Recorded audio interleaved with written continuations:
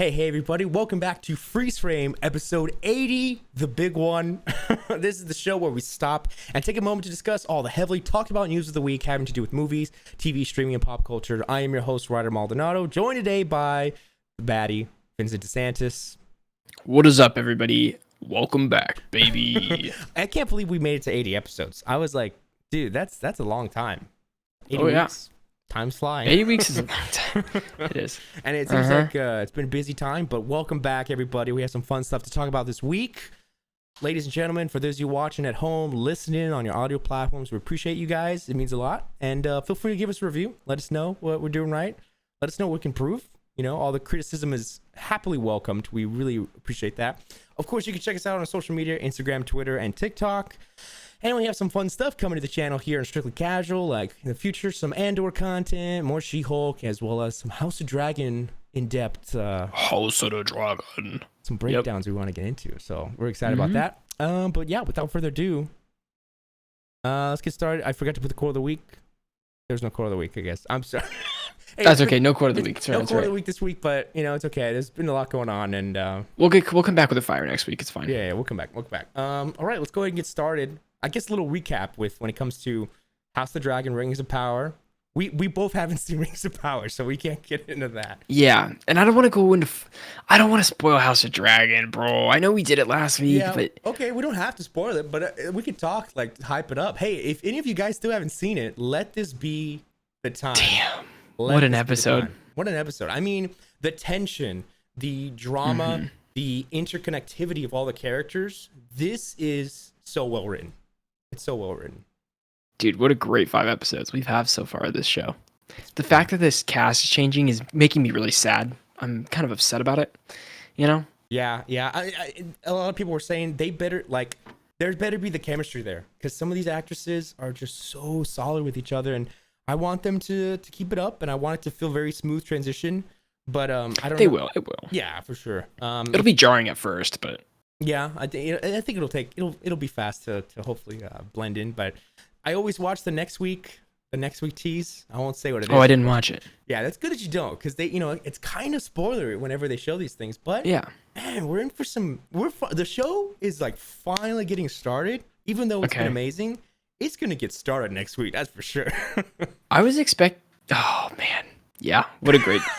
This weekend we're gonna go full spoilers. We're gonna go full spoilers this weekend on our video. So if you want to listen to that, please subscribe to Strictly Casual. You can stay updated.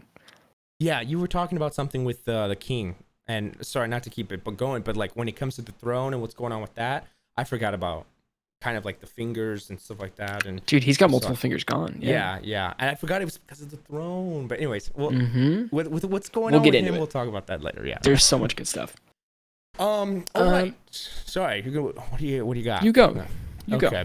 I just wanted to bring to everybody at home listening, Hispanic Heritage Month is going on, and I heard about this a couple days ago, and I was like, oh, I gotta throw this out there for my fellow brethren and sisterin. No, I'm just kidding. Brethren and sisterin. No, but I put here what Hispanic Heritage Month is because, you know, some of you might not know, but it's an annual celebration of the history and culture of the U.S. Latinx and Hispanic communities.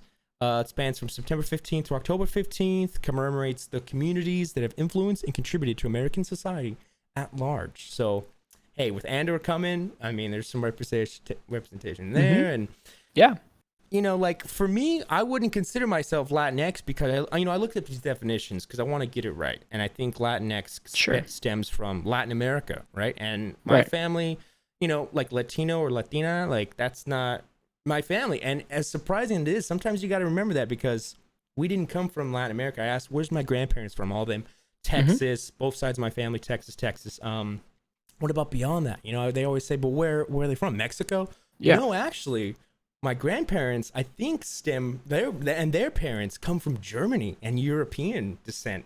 Like, I'm talking 1880s. Whoa. So I think it's like, it's them, and then it comes to the South, and then it's kind of that South Hispanic. That's where the Hispanic comes from, but like Latin is not really with me. Or Mexican. Like I don't think that there's any Mexico really there, but Alejandro Maldonado. Yeah, I think it's more. I mean, I guess that's pretty crazy. A little European with, I don't know, just Texas roots, man. It goes back far with Texas. you should You should do like a little ancestry thing and figure it out, because I'd be very curious. I'd be very curious about this. Yeah, because it's interesting. Because like this is the mystery of Alejandro Maldonado's heritage. Okay. Yeah. Like my mom would be like, yeah, your grandma. She was like, she worked in the fields like all the time. She like actually picked. I don't think like nuts. What fields? In Texas, like food and like cotton and all that stuff, like working labor. And I'm like, wow, that's crazy. Like she was born in Texas. Her parents, I think, were born in Texas, and then it goes farther. But just found that interesting, and that's crazy. Let us know your roots. Where are you from? Yeah, right? there you go. Are you all just like what's Italian and what are the roots you got? So my dad's parents are all Italian from my dad's side. Okay. And then my mom, her dad is Italian, and then her mom is half Italian, half Irish. So really the breakdown is she's 75%, my dad's 100%. So I'm 80. I don't know. Yeah. Something. Some of that. That's cool. But it's like it breaks down weird because like I don't know, the genes and the alleles or whatever they call them, they like I'm less of a percentage than I'm not 100% or anything like that. I'm just it comes, it splits up, right? Yeah, like 50% of the 100. Yeah, I got you. Yeah, it's interesting. Cool. Yeah, that's cool. Well, for Hispanic Heritage Month, check out Andor. We got the Mando. We got the who else? We got Pedro Pascal, and then we have what's his name? Shoot, I forgot, from Star Wars, the movies. Oscar Isaac. Oh, there you go. Yeah, there's your Star Wars heritage. Your Star Wars heritage. Anyways, that's nice. It. Okay. Cool. Awesome. Well, thank you for that. Yeah. Also, at TIFF this week, The Fabelmans, which is Steven Spielberg's next film, won People's Choice. People are saying some great things about it. Now, I've heard that it's not his best. Okay. Okay. I heard that it's middle of the line Spielberg, but because it's Spielberg about Spielberg, that's what kind of makes it, good/great. The love of films, right? The magic that this brings. I'm excited to see because, Spielberg does the best with kind of that hope, right? He gives you that hope for anything, really. So I was also told that there's a shoo-in for Best Picture, like a shoo-in for a Best Picture win. So that'll be interesting to see. This is going to be a good race this year, I think. Oh yeah, there's a lot of fierce competition. I heard there was a quote where he said, "I made this to bring my parents back," and I was like, okay, yeah, I can see that. Like, it's very interesting. You should go watch the trailer. Everybody listening, if you haven't seen the trailer, go watch the trailer. It's fascinating to me. I'm surprised. So Paul Dano is playing the dad. His playing the father. I wonder how that casting went out, and I'm so happy for him, Paul Dano. Like, can you imagine? Steven Spielberg, one of the most prolific directors ever, approaches you and says, "Hello, Paul Dano.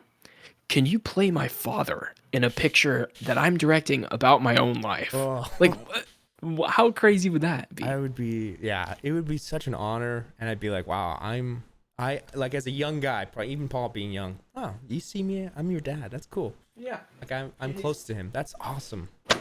Wow, it is pretty awesome. Yeah, pretty insane. I know this is on the spot, but I wonder, who would you want to play your parents? I would have to think about that for me, but I would have to think about it. That's There's some amazing actors that can play your dad or your mom. I would want James Gandolfini. No, I'm kidding. Oh no. Man, I don't know. I don't know if I want him to look like him or act like him. I'd probably act, because I don't care if he doesn't look like him. Sure. Yeah. It was a tough one. I'd have to think about it. Anyways, we got our first Marvel. Just a little headline this week. It's been a light week for Marvel, surprisingly, and DC too. Charlie Cox talking Daredevil, and just wanted to hype up again. 18 episodes. He says there's more time to live in the characters and spend more time in Matt Murdock's world as a lawyer. So good stuff to hear. Because there's 18 episodes. Yeah, more time. And I always like to hammer in, dude, I feel like there's going to be multiple plot lines. Maybe. I'm hoping. I don't know what's going to happen to this show. I don't know if I'm putting much stock in it, but I'm very excited for it. Yeah, no, I'm with you. I'd be careful. Yeah. Oh, I am very careful. We're going to see going to see this Wednesday or tomorrow night. No. Wednesday night? Wednesday night? That's when Daredevil comes to She-Hulk. So, yes. Oh my god. Like, that is kind of Yeah. I just forgot, dude. That's gonna be insane. I wouldn't take She-Hulk's Daredevil as a start to what this is gonna be. It's gonna be. Okay. It will. It will. This will tell me everything I need to know about whether or not to be excited. The writing will be on the wall on Wednesday night. Yeah. Okay. Oh, you gotta let me know. All right. But moving on down to other studios, A24 reveals the finale to the X trilogy, Maxine, and that's MAXXXINE. And it will follow Mia Goth's Maxine after the events of X. So let me tell you, T.I. West said, here's a movie called X, and it's a horror movie about porn stars and Kid Cudi, and it's wild, and there's this old grandma who wants to have sex with everybody, and it's crazy. And then T.I. West is like, this is so crazy, and Mia Goth is so incredible, we're just gonna make a prequel. And then during the prequel, they're like, forget it, let's do a trilogy. What's coming after X? Trilogy, they said, yeah. Yeah.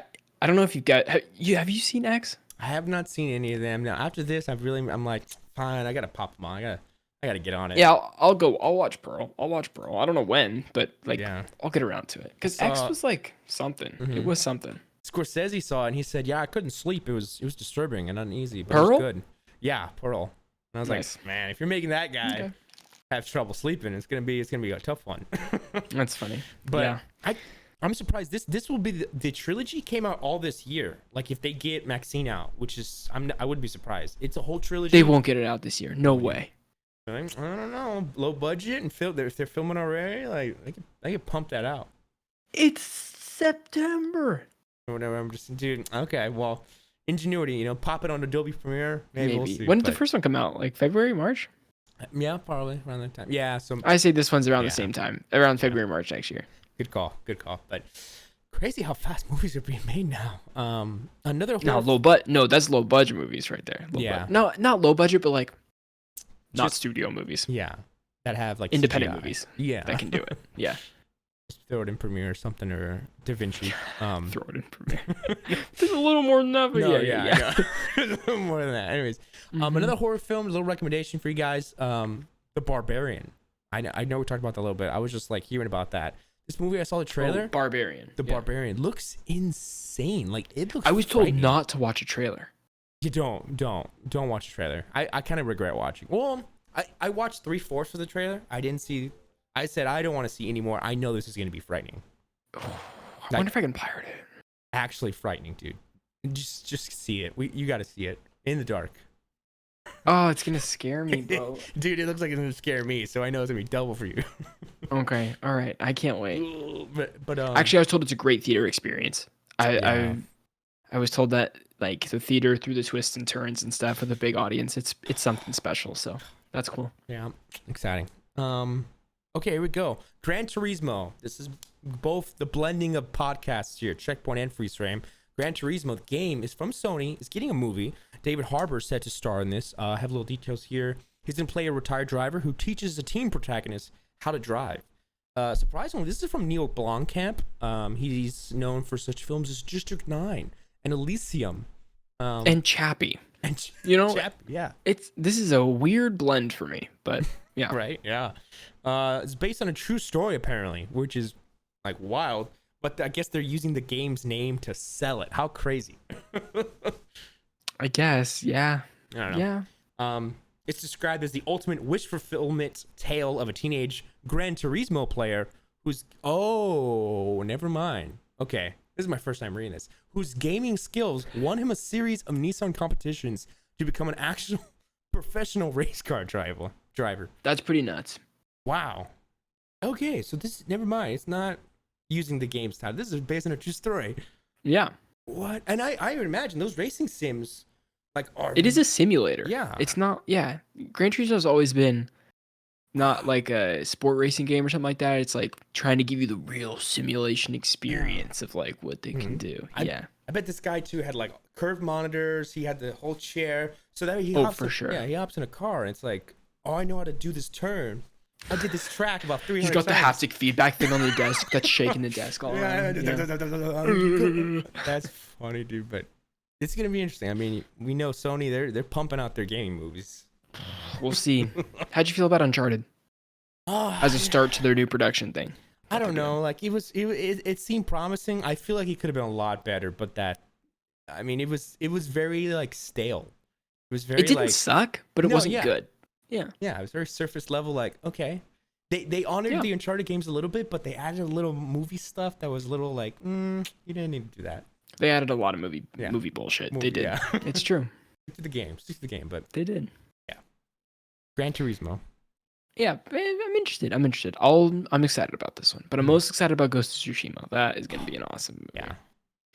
Yeah. Okay, next up we have, I don't know how to say this. Ryder, you got to say this. Reggie Jean Page. That's how Is it just Reggie Jean Page? And Glenn Powell. Glenn Powell's the guy from Top Gun Maverick. Mm-hmm. Amen. Before we get into this, did you see that Glenn Powell and oh my God, Kang? Booster? What's his name? Oh, Jonathan Majors.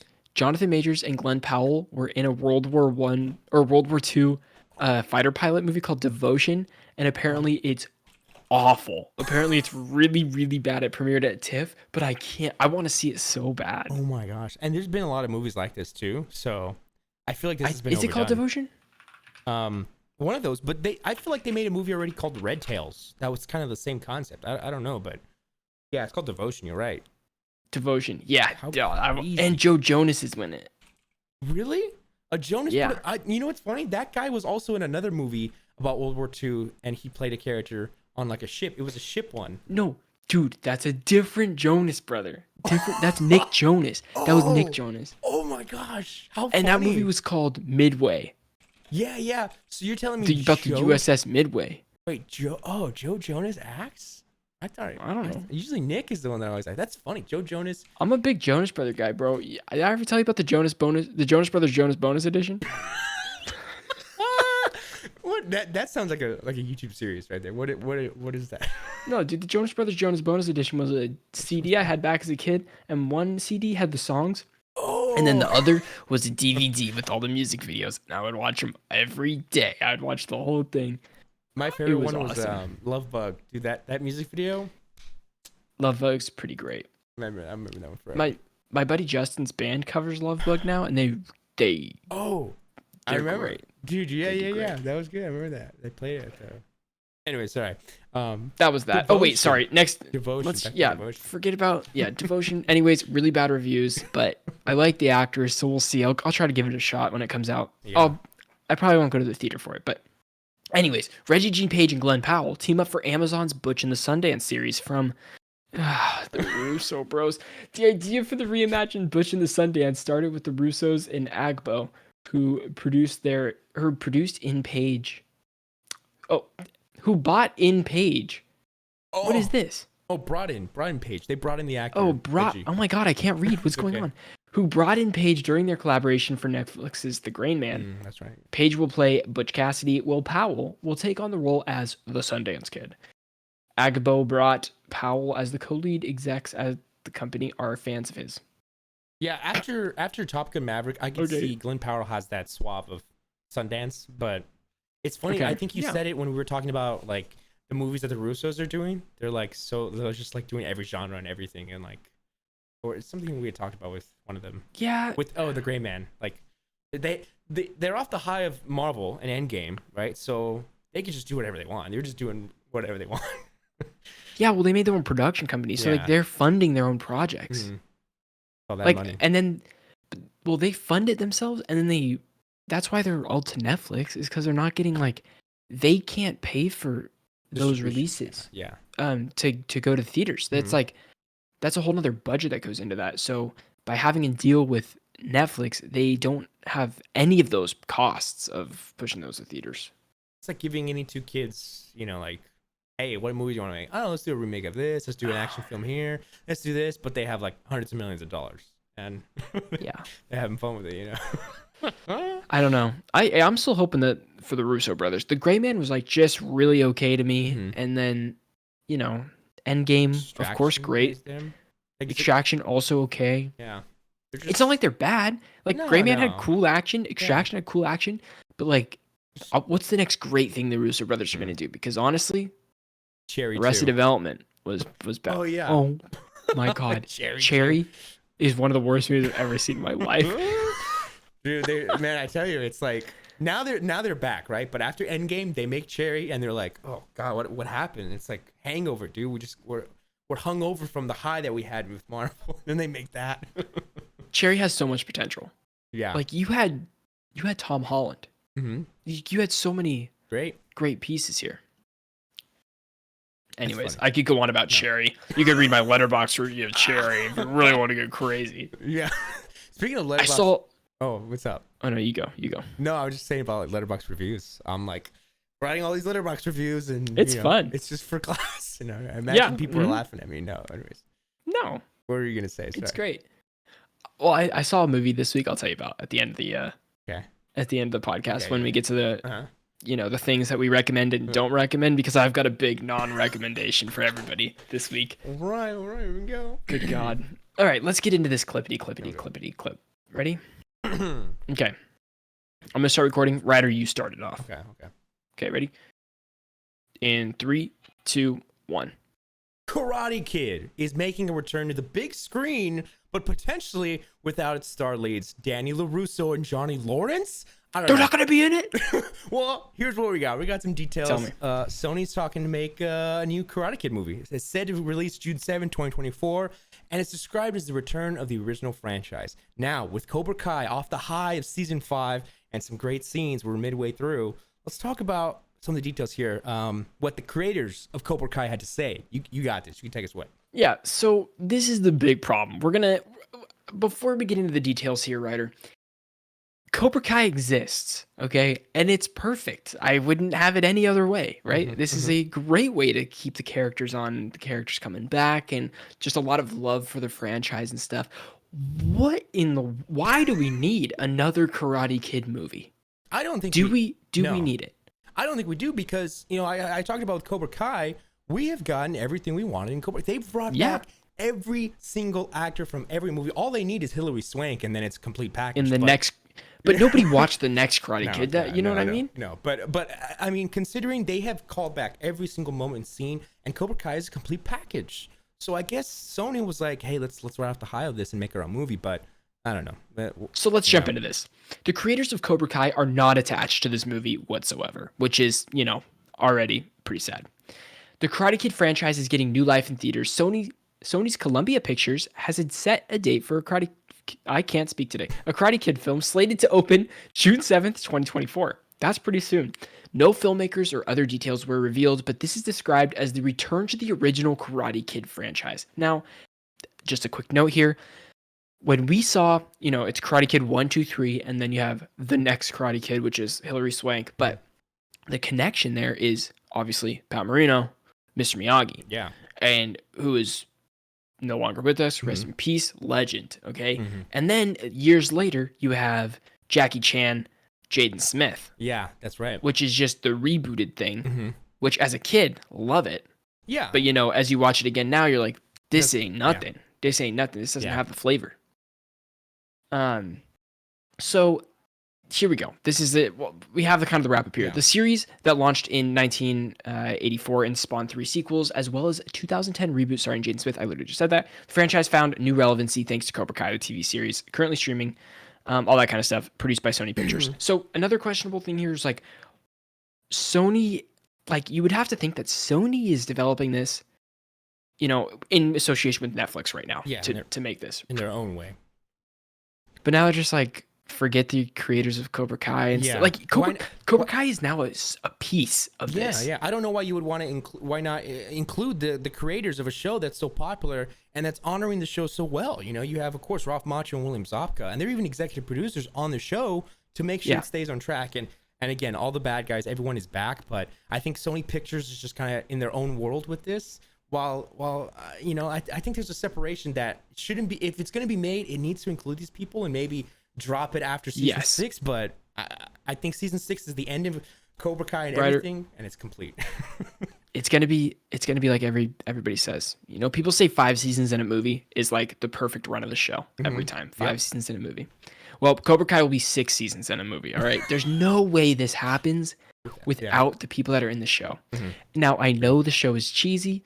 The show has its pitfalls. I'll say it. It sure does have its pitfalls, but it's great. I love every second of it. Okay.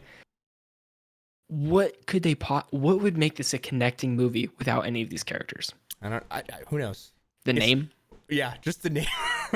And maybe the dojo, but we'll have to see. God, we have to see. And if you want to know more about this next Karate Kid movie, and I'm not talking about the next Karate Kid, the movie. I'm talking about the next Karate Kid movie, okay?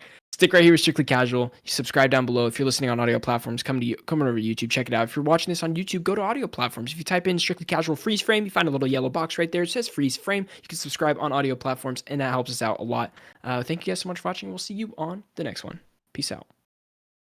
Beautiful. Beautiful. All right, moving on here. This is big news for a lot of people. Keanu Reeves, the man himself. Sure, Mr. Reeves. Oh, I finally found the video. Like, what makes somebody come? Anyways, Keanu Reeves. I'll kill you. You gotta look up Keanu Reeves cyberpunk meme, and you'll know what we're laughing about. The best. Anyways, he's coming back as Constantine, an old classic character, a DC character that I always forget about. Surprisingly, a sequel's in the works. Francis Lawrence is said to direct this film, and the screenplay is coming from Akiva Goldsman. Now, Akiva will write the screenplay and produce a project through his Weed Road Productions alongside. Hold on, what else did Akiva make? This sounds that name sounds so familiar. Ringing some bells here. IMDb search immediately. Akiva Goldsman. Let's see. IMDb search, and let's see. Producer of Star Trek: Strange New Worlds, wrote Batman and Robin, wrote A Beautiful Mind, Cinderella Man. All over the place then. All over the place with the random stuff. Oh, okay. Executive produced Paranormal Activity 2, 3, and 4. That's awesome. Oh, and Jonah Hex, The Losers, Hancock, I Am Legend. Producer. Hey, I'm in Hancock. Oh, what? I've told you this story. I'm in Hancock. The movie. Okay, wait, what do you mean? You gotta explain. I'm in the movie Hancock. I believe it. In what extent? Okay, so imagine this. I can't believe I'm telling this story on episode 80. This is epic. This is a monumental. Okay. Yeah. As a kid, it's 2007, 8-ish. I'm just a young Vin visiting LA with my parents. We're in a hotel, and we hear all these bangs and booms going outside. So I'm like, what's going on? What's going on? So my dad goes down to the front desk. He's like, what's happening? Like, why is it so loud outside? That kind of thing. He's like, they're filming a movie next door. A movie, okay? And I'm like, no way. Of course, young Vin, really into movies, of course, as I still am. I'm like, we have to go check it out. We have to go. Yeah. So we go over there, and it's freaking Hancock. If you've seen Hancock, it's the scene before a big heist where there's hostages. There's hostages, and the guy flattens the symbol and cuts the guy's arm off, and he has the bomb on it. It's the outside of that, and where there's a bunch of police, like they're going in the building, but then Hancock's there, So Will Smith is like there, like I'm across the street from Will Smith, and I'm watching him do the to Hancock, bro. And so they're like, there's a whole line of people that are like, do you want to be extras? That kind of thing. Oh, nice. Yeah. So we stood on the sidewalk for I don't know how long. And there was one sweeping shot of like this, of the camera, and they had it on wires or whatever, and just did a sweeping shot. Now, I'm not actually in the movie. I've paused the scene 50 million times and I can't find myself, but I'm in the movie. No, you're in the movie. 100% you're in this. And then Will Smith came over and like gave everybody high fives, and so like he came to all the extras, and I reached my hand out and I didn't touch him, but in my mind I touched him. No, you touched him 100%. Yeah, I touched him for sure. Oh, I gotta keep an eye out for Todd or exactly. Oh man, yeah, I'm skimming through. I'm looking, but that's crazy. That's the story right there. It's pretty epic. That's my claim to fame. I'm in Hancock. That's the one movie I'm in. That's it. And it's a great film. Surprisingly great. Good film. Well, good movie. Only if you're listening to episode 80 will you get exclusives like this. Exactly. Behind the scenes, Hancock 2008 with Jason Bateman. Behind the scenes of Hancock. So Akiva Goldsman produced that movie. Okay, cool. Yeah. Technically, there's a one-to-one of Akiva Goldsman because you were in Hank. Right, exactly. Yeah, we're best friends. Yeah, you're correct. J.J. Abrams and Hannah Minghella are also producing. Sure. So, Constantine's coming back eventually. We'll see it. That's it for that. Oh, Great. Oh, this next one's gonna be funny. Bringing up the Netflix, this dumb thing they have called Ta-Dum. Ba-boom. You know, like, not the Mandalorian ba-boom, but like the Netflix ba-boom, you know? When you turn on the app. This show, Ryder, we got excited about it 3 years in a row, and it sucks all 3 years. But every time we're like, dude, there's going to be some good announcements. This time's going to be awesome. Sucks. Every time. So, anyways, Netflix's Ta-Dum returns September 24th, which is in 4 days. 5 days. At 10 a.m. We're going to have new looks and trailers of things that you're probably not excited about. And is this type of event still useful is the question here. Yeah, maybe. I think they're still riding off the high of COVID, you know, because there was a time, I think it was 2020. It was Ta-Dum, Disney Plus Day, and DC Fandom all within 1 week. And it was the coolest thing ever. I'll never forget talking to you guys about it. We did the DC Fandom. We talked a little, we even did Disney Plus Day because that was when they had something fun. And then Ta-Dum, but now they're continuing it on, which I get. The marketing is like events, but with DC saying no more, Disney Plus Day being like no more, I think it's just it's an old. It's living in the past. It's come and gone. Yeah. Well, I think Netflix is seeing this as an opportunity to be like, oh, we're the only show in town, baby. Like, let's go. They're like, we're E3. When in all honesty, yeah, it's nothing like that, unfortunately. So whatever. But Kobe Bryant. Oh, this is next from Netflix. Sorry, Netflix. Next thing. Kobe Bryant, Dwayne Wade, Carmelo Anthony, and LeBron James in a spectacular story of the 2008 U.S. men's Olympic basketball team is coming to Netflix October 7th in The Redeem Team. Now, is this a documentary? I think this is. Now, I put this because we've been seeing a lot of influx of Lakers love with a show on HBO Max, documentary on Hulu, I think, of the Lakers, and now we have something about the Dream Team. So, well, not the Dream Team, but the Olympic Redeem Team, which is one of them. I just think it's crazy. I think, you know, this is following Kobe Bryant's passing. Now they're like, we got to bring back the love of basketball because it feels like it's straying away. No, I don't know. I love basketball. So anytime there's hype for it, I'm like, okay, bring it back. Yeah, I'm sure this will be pretty emotional too. I want to see 86 Bulls when the Spurs. Oh man, the Spurs circa like 2013 or 14. Those are your team. Oh, that was the good old days when they were in the drive for 5. Sure. Ooh, man, it was fun. It was fun times. I'm still living it with the Warriors, dude. You know what I mean? We're still in our era. Yeah. Dang, lucky you. Yeah, Spurs. I used to go to Warriors games before they had a stadium. Oh, really? Oh my gosh. Wow. Well, more like they were playing at just a in San Jose, like a gym and like at these other like gym things. It was kind of funny. Their old logo was this guy holding a thunderbolt. It was epic. Okay. The old merch. So sick. Warriors logo. I gotta see it. It's so awesome. Oh yeah. He's holding the. Oh, is it like this? It's not like this. Okay. He's like ready to like stab someone with it. That's cool. That's like butterfly effect kind of thing. You know, you think it's like this, but it's actually like this. Yeah. Oh, Mandela effect, right? Oh, Mandela effect, not butterfly. Now I gotta look. I got you though. That's crazy. We're a sports podcast now, don't you know? We're knocking basketball. That's what we know. The Cowboys recently won. No. Yeah, the Cowboys just won their game after losing last week. Yeah, Cowboys. I'm sorry, I don't even want to get boring start sports podcasts. Just my bad. Okay. If you like sport podcasts, that's okay. Yeah. You can like sports podcasts. I'll love to you. Yeah, I'll love to you. Yeah, I'll love. But moving on to Amazon Prime, we got a next thing right here is Ridley Scott's Blade Runner 2099 series gets green light at Amazon. This is interesting. This is from Deadline. The project, which marks the first Blade Runner live-action series, has been in priority development at Amazon Studios. Now, Amazon has an interesting track record with shows, some real big hits and some real big misses for me. I don't know. If they give it any love like Rings of Power has, and they understand Blade Runner, then it'll be okay. But dude, HBO Max had Blade Runner and they whiffed it. They whiffed it. They had Blade Runner Black Lotus, which was the animated thing. Yeah. That's right. Whiffed the bag, bro. Like it was terrible. Oh man, so the animation I couldn't even get great, past 2 episodes. Yeah, the story was not there. No. Bummer. Okay. Yeah. What else do we have from here? We got Blade Runner. Yeah. Sorry. Okay, here's the quote. The original Blade Runner, directed by Ridley Scott, of course, is considered one of the greatest and most influential science fiction films of all time. And we're excited to introduce Blade Runner 2099 to our global Prime Video customers, said Vernon Sanders, head of global television. We're honored to be able to present this continuation of the franchise. We're confident to be teaming up with Ridley, Alcon Entertainment, all the companies that have worked on the previous one. It says... Are you telling me that Ridley Scott is...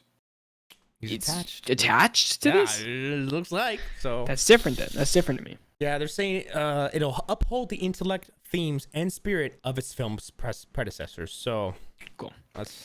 I'm sure it'll be good. Go crazy with it, right? I'm excited. I mean, Blade Runner 2049 is one of my favorite movies the last couple of years. So oh man, you know what I'm so excited about? I think this is coming to Amazon.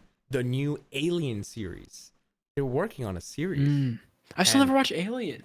Oh my god, dude! Hey, for October, I'm doing a Nostromo crew member cosplay, dude. I'm so hyped. Okay, I'll talk to you about that. But God, for this October season. How about this, Ryder? Let me tell you. Here's what we're gonna do. Mm-hmm. Audio listeners, you have to remind me about this. I'm gonna move down in 2 weeks to LA. Okay, ish. Really? 2 weeks-ish. Really? So fast? No. So I'm gonna come down, and Ryder, we're gonna watch Alien at your house together, okay? Not online, together. I'm gonna start crying. And then we could record an in-person podcast about it afterwards. Oh, that sounds awesome. That'd be hilarious. That would be awesome. So great, dude. I'm so excited. We record our reactions to Alien and then put those under the video, that kind of thing. That'd be hilarious. Have you seen any the clip? Oh, okay. Yeah, so of course. Of course I've seen that. Okay. Yeah. Well, there's still some moments about it that you're like, whoa. I'm sure. Man, yeah. Okay, it'll be good. Yeah, pretty funny. Exciting times, exciting stuff. Okay, Paramount Plus, let's wrap up here. We're getting toward the end. This is kind of business stuff, but we want to throw it in there. Showtime streaming service may reportedly be shut down. Great, because it seems like Showtime isn't that hyped up. It's going to be moving to Paramount Plus. This is great news. This is great news for anybody that... Sopranos. This is great news for anybody that doesn't subscribe to Showtime. Yeah, they get all that content. If you're getting it on Paramount Plus, that's a huge pickup for Paramount, because Paramount is not worth the subscription right now. Mm-hmm. Yeah, it needs only thing a friend. You need a friend that has a login. Yeah, which I have. Yeah. I use my girlfriend's. It's like, and I just watched The Offer on it, and I still have 2 more episodes of The Offer, but it's so good. Yeah. That's it. That's all I'm watching on Paramount. Yeah, so stay tuned for that, guys. You're about to get a ton of content. They also said Walmart Incorporated said it would offer Paramount Plus free to subscribers of its Walmart Plus membership program, which I had for 1 month for the PS5 purchase, and that's it. Yeah. Mm-hmm. So, R.I.P. Walmart sold Vudu. They owned Vudu, and now Fandango owns it, but it's actually good. Fandango owns it because now when you buy movie tickets, you get free movies on Vudu. It's just really it's so nice, dude. Dude, Vanity Plus is about to break barriers. Vanity Plus is blowing up, baby. It got 2 new movies this week, one of which I'll talk about at the end of this episode. At this rate, it's gaining probably 2 to 3 subscribers per 5 years. I think it's the perfect rate. It's the perfect rate. That's all I need. Yeah. That's funny. So across the industry, companies are looking at how to improve their pitch to consumers, from bundling to pricing to examining which products should survive in the marketplace. I'm sorry, Warner Brothers Discovery is up 3.3%. It's combining Discovery Plus with because Warner Brothers is merging with Discovery on HBO. Yeah, which is weird. And so their name. It's kind of like, Paramount sucking in Showtime. I don't know. Business. Yeah. We're going back to cable TV, guys. I want you to know. Oh, really? Yeah. Oh, no, seriously, this is my prediction. Like when TV started coming out, you had to subscribe to channels, which was like, you pay monthly thing for channels. You would do it all through your provider, your cable provider. And then you would buy the cable package, which is how many channels you want? All channels. Yeah. And we're now at that point again where we've splintered off from cable into like all these freaking 10 different. You need 13 different subscriptions to subscribe to everything at $10 a month. You spend $130 a month for like no content or for like content that you're not even watching. Yeah. Now it's going to be like somebody's going to come out and be like, for $60, this has been my business pitch for the last 3 years is one stream to rule them all. It's a Lord of the Rings thing right there. Oh yeah. And you pay the one stream to rule them all, and you get access to all streaming services. You know, I wouldn't be surprised if Roku would be the ones to do that. Roku needs a bump because Roku has that where you can click Disney Plus, you're in, and then you go HBO Max and you're in. Roku what I think is going to be the best though, Ryder, is one interface that just sucks the data in from all those things. So you actually just use that. Like you can search any movie that is available and it'll look at all the streaming services. It'll be like, oh, this one's available from Amazon, but you don't actually have to go to Amazon to do it. You just click it and it streams it right to your interface. That'd be crazy. You just have to figure out how that would be profitable. Yeah. Like if I charge you $50 a month for this thing, how are they paying the other streaming services? They have to like bundle that. They have to be like, oh, we'll buy 100 Amazon Prime video subscriptions, but instead of that being $1,000, like we'll pay $800 a month. Then you're bringing the cost down. I don't know how it would work. No, that seems complicated, but it seems very feasible. Like they always figure out a loophole for that sort of thing. Yeah. I think it's seriously going to be the next thing though. Yeah. It has to be. Yeah. A couple years from now. Because people already like, you've seen bundles everywhere, dude. Bundles are happening. So, dude, you're calling it. Running on the money. You already have the ESPN, Hulu, Disney Plus. Like that's already one. Netflix, now you have the Warner Bros. Discovery. I feel like Netflix, Warner Brothers, Netflix, as I know, is tough. But like HBO and Warner Brothers can grab, I don't know, they couldn't really grab. I think somebody buys Netflix in the next 5 years. Yeah. Wow. Yeah. Warner Brothers are, I don't think Disney, that seems like an Amazon type deal. Amazon would buy it. Netflix. Dude. Amazon buys Netflix. Oh, can you imagine the headlines? That would be insanity, dude. That'd be a big purchase. Dude, I'm telling you, Amazon's Prime, best deal. Yeah. Not just because of the shows and stuff, but like because you actually get Prime, like and the discounts, to everything, 2-day shipping. It's yeah. You get the music. You know, if you subscribe to Amazon Prime, you have a music streaming service as well. If you don't have Apple Music or Spotify, it might not be a popular one, but it does everything that the other ones do. It's seriously the best deal if you're looking to try to get everything. Wild. Yeah. Interesting times. And if you subscribe to Prime, you get books. You can get ebooks and stuff. Like there's so much. There's so much you get with it. I do my Kindle and for my class, I buy my books and I have them on my ebook. Yeah. My Kindle, my online Kindle. I don't have an actual Kindle, Yeah. Wow. Pretty crazy. Well, speaking of Disney Plus, here we go. A little headline for you guys. This is season 2 Loki. of Andor. Andor. Andor will shoot from November to August. May take another year to post. So just letting y'all know, it likely won't release before fall 2024, which is Andor's getting a second season? No. Dude, they wanted to pump out a lot because they wanted to do, I think, two or three seasons, and it'll be like over a 5 to 10 year gap. No, this is something else. There's no way. Andor said they were splitting. They said the season is split. So the first couple episodes are going to be 5 years before, and the last couple episodes will be right before Rogue One. They've already skipped all the time in the first season. Well, this is recent that I saw about Andor. I have 2 more years to go, Tony Gilroy said. We start shooting in November in part 2. Part 2 is what they mean. Our past pattern was 2 years, but I mean, we'll shoot from November to August, and then our post-production last time was about a year.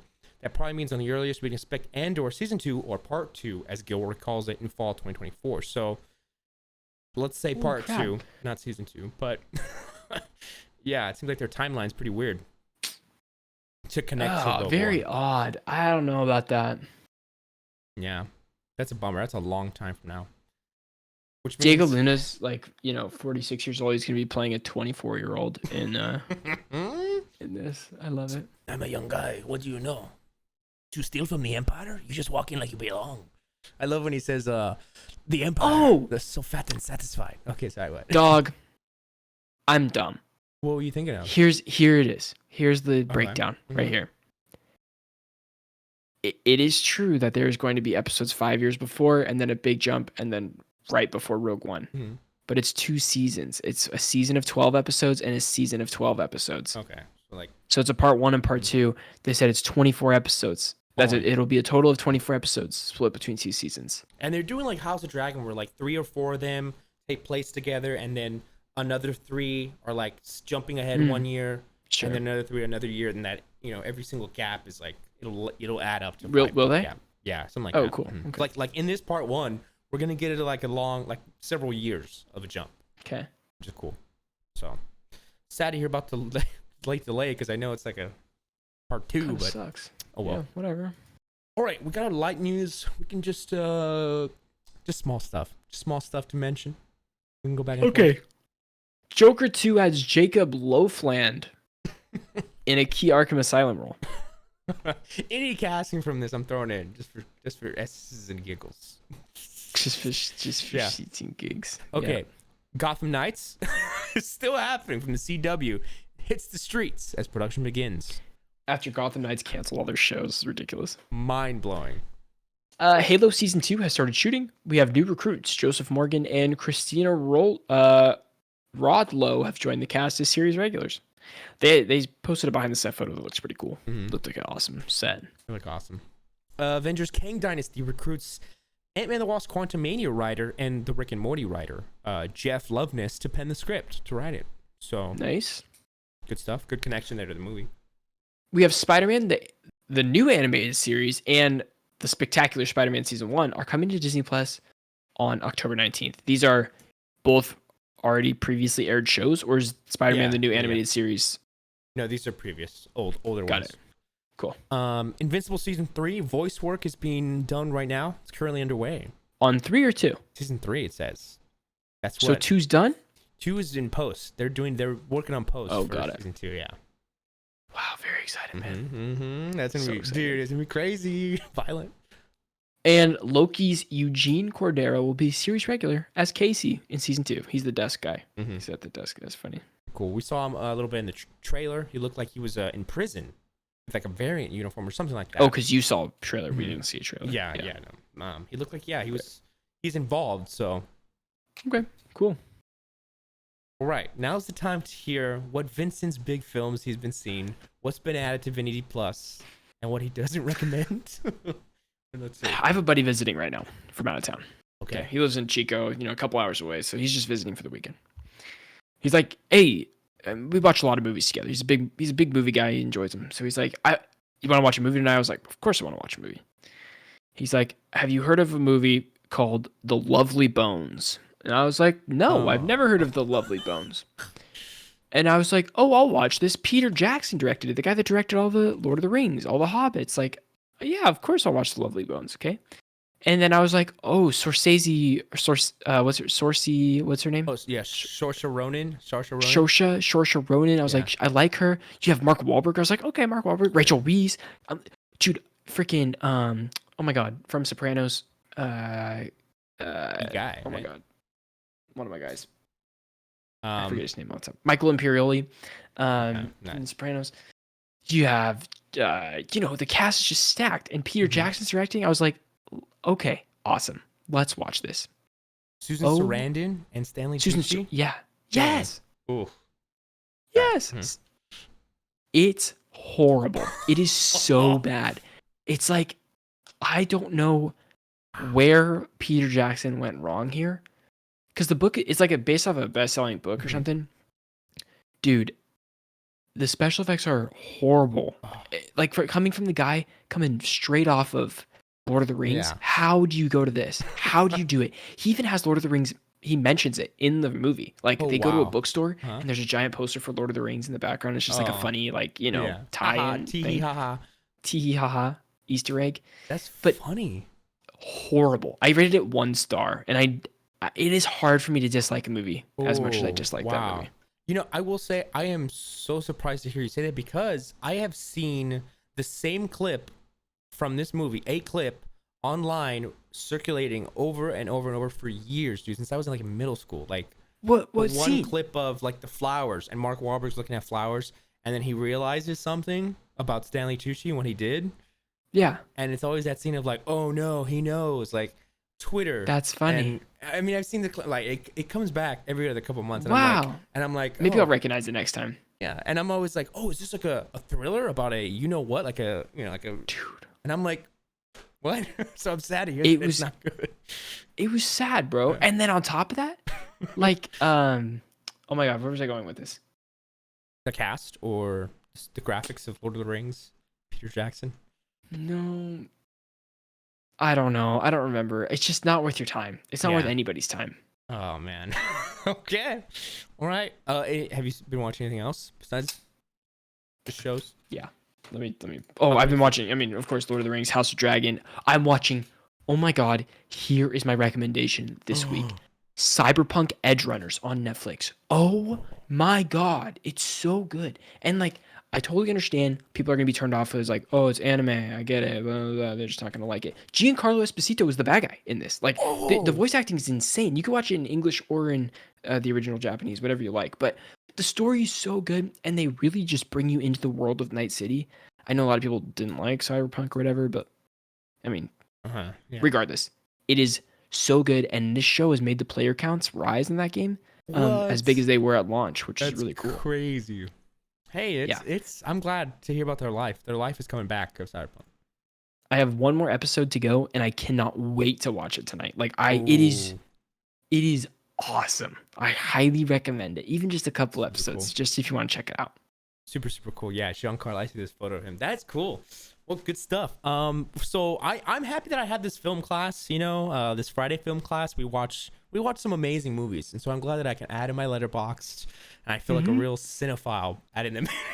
A real cinephile. We saw last week Do the Right Thing, a Spike Lee joint, and of course, great movie. We know. I've seen this one before for class, but yeah, I recommend it for you guys, especially in this time. It is so relevant. It's so incredibly relevant. It is. It's such a culturally beautiful movie, but it's also very depressing and sad. Like it's very like. And it's very thought provoking. Yeah, very thought provoking, and there's a lot to unpack. And man, it's kind of funny. Like I find it funny in parts, which my humor is different. But okay, I'm glad you think so. But go check that out. Yeah. As well as I'm probably, when you come back to me next week, guys, I'm going to see The Barbarian tomorrow. I'm probably going to see that one because... Oh, shoot. Want to get spooked, you guys. It's spooky season. I went to Hobby Lobby. There were lines to the back of the store. Everyone's buying holiday decorations. Oh, my God. Halloween. Yeah. Anyways. Good stuff. Exciting times. Good stuff. I love it. That's it. I haven't watched anything else. I think last week I talked about watching Charade, but I haven't watched... I've been watching so many TV shows. So yeah, TV's the thing right now. And I don't like TV shows. So this is great. This is big for me. Yeah, that's cool. All right, guys. Cyberpunk Edge Runners, baby. Watch it. It's so good. And also play the game. No, don't play the game. I'm just kidding. Anyways. I mean, play the game if you got the time. But, you got the time. Download the beta for Call of Duty and see if you can beat me and Vinny because we're the track team duo. What up? No, okay. Yeah. Everybody, have a great week. Thanks for listening to episode 80. What a huge milestone. We'll see you back here for 81, and hopefully 90, and then 100, and so forth. But spooky season, y'all. All right. Love y'all. Bye-bye.